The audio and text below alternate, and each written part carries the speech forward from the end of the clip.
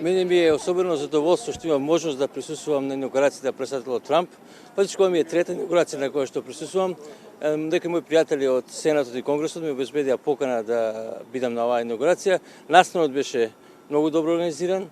Говорот на председател Трамп беше многу краток, меѓутоа to the point што викат американците, го кажа све што требаше да го каже, односно кажа дека доаѓа времето кога народот ќе има главна улога во креирањето на американската политика и дека неговите политики ќе бидат тоа што граѓаните на Соединетите американски држави го сакаат. Процесот на формирање на новата администрација на Соединетите американски држави веќе е започнат. Може ли според ваши информации, ваше искуство да ни кажете до каде е тој процес? Обично процесот на формирање на нова администрација трае неколку месеци. Во првата фаза председателот ги именува секретарите, односно државниот секретар, секретар за одбрана и така натаму. Тоа се на ниво на министри, кои што викаме ние во Република Македонија. После тоа се поставуваат замениците секретари, подсекретарите и помошниците секретари. Сите тие треба да бидат конфирмирани од страна на Сенатот. Така да тоа е процес кој што отприлика зема 2 до 3 месеца, зависи од брзината на свекување на седници во Сенатот. Отприлика се менуваат над 4000 лица, меѓутоа од кои 600 се лица кои што мораат во Сенатот да бидат потврдени нивните номинации од страна на Сенатот. И од тоа до сега се околу 30 напоминати. Се надеваме дека во следните месец и пол поголемиот дел од другите функционери ќе бидат поставени. Она што нас најмногу не интересира е секако каква ќе биде политиката на Трамп и неговата администрација кон Република Македонија. Веќе уште во предизборната кампања, а и откако беше избран за председател, Трамп имаше остри критики, например дека НАТО не треба да постои, дека не е неопходно. Како ги коментирате овие негови изјави? Па прво би се осврнал на тоа во поглед на НАТО. Точно дека имаше некои изјави Трамп во поглед на НАТО. Меѓутоа битно е дека Трамп и неговата администрација ќе сакаат едно реформирано ново НАТО, кој што ќе може да одговори на новите предизвици, кои што се различни од оние што беа пред 50 години и 70 години кога НАТО беше формирано. Исто така Трамп можна јасно кажа до земјите од Европа дека очекува од нив да повеќе придонесуваат, односно нивните буџети за одбрана да бидат поголеми, веќе сега во овој момент целокупната трошоци, поголемиот дел од буџетот на НАТО доаѓа од Соединетите американски држави. Што значи НАТО остануваат, односно Соединетите американски држави остануваат посветени на безбедноста во Европа. Во поглед на регионот, односно на Република Македонија и нашиот регион Југоисточна Европа, можам да истакнам дека дел од луѓето кои се во транзициониот тим на председателот Трамп се добри познавачи на Балканот. Јас како министер во неколку наврати, претходно како амбасадор, сум соработувал со нив.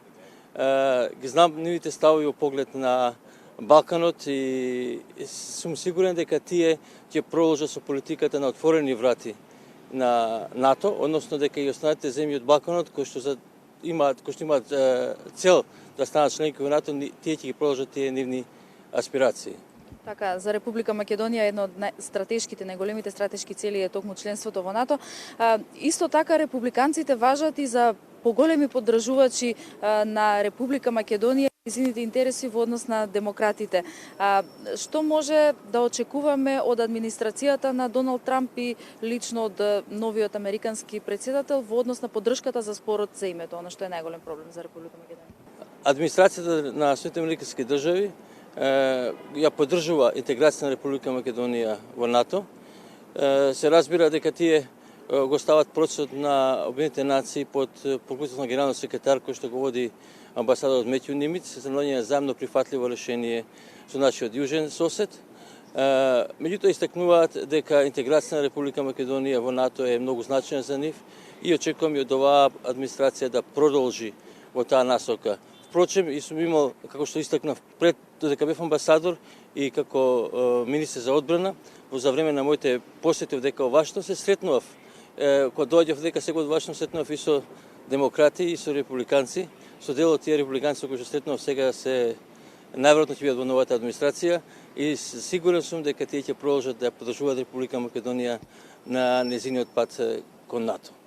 Така, од утре за време на вашата службена посета на Вашингтон имате закажано и неколку средби со конгресмени и други видни личности овде во Вашингтон.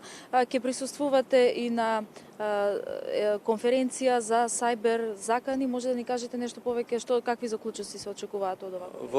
Во следните неколку дена, овдека во Вашингтон, имам договорено бројни средби.